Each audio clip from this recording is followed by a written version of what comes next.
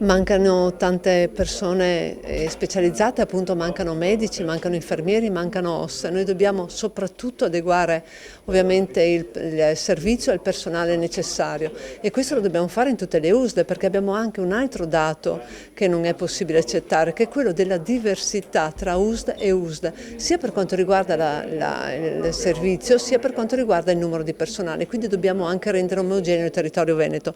Un altro aspetto che preoccupa è il ricovero di minori nei reparti per adulti. Noi questo non lo possiamo più accettare, dobbiamo creare degli spazi idonei ad accoglierli.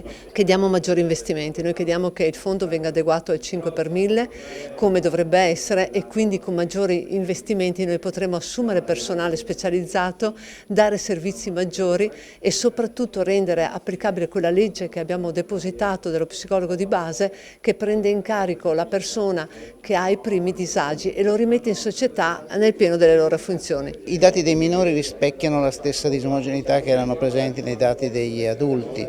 Allora, numeri importanti, perché parliamo di 58.000 utenti nel 2022, quindi numeri decisamente importanti, però una grossa difficoltà da parte dei servizi per una disomogeneità e comunque una carenza di fondo delle strutture e quindi una difficoltà nel dare risposte omogenee ai diversi territori. Preoccupa molto l'aspetto ospedaliero, perché poi i ricoveri dei minori sono tanti, sono per patologie importanti e i dati mostrano come tuttora una gran parte, soprattutto nella fascia dai 15 ai 17, in realtà avvenga nei reparti degli adulti.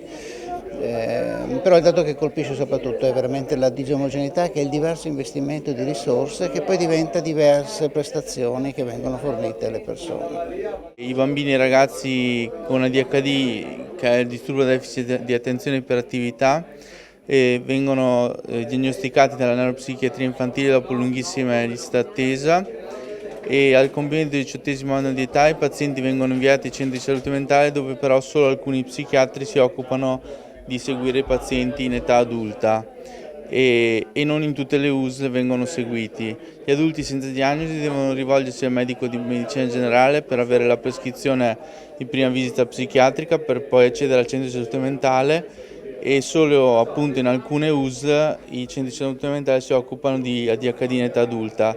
Dalla tabella dei dati forniti dalla Regione risulta che i pazienti adulti con ADHD sono molto inferiori rispetto ai minorenni. Questo significa che gli adulti con ADHD sono poco seguiti oppure viene cambiata la diagnosi.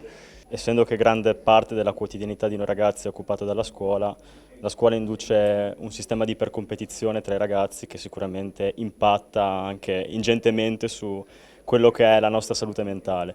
Poi sicuramente c'è stato anche il Covid che non ha aiutato, anzi ha portato solo a un maggiore isolamento di noi ragazzi in noi stessi e insomma si sono create e instaurate una serie di dinamiche che poi hanno insomma, peggiorato ulteriormente la situazione. Poi avete parlato di ansia, depressione, suicidi.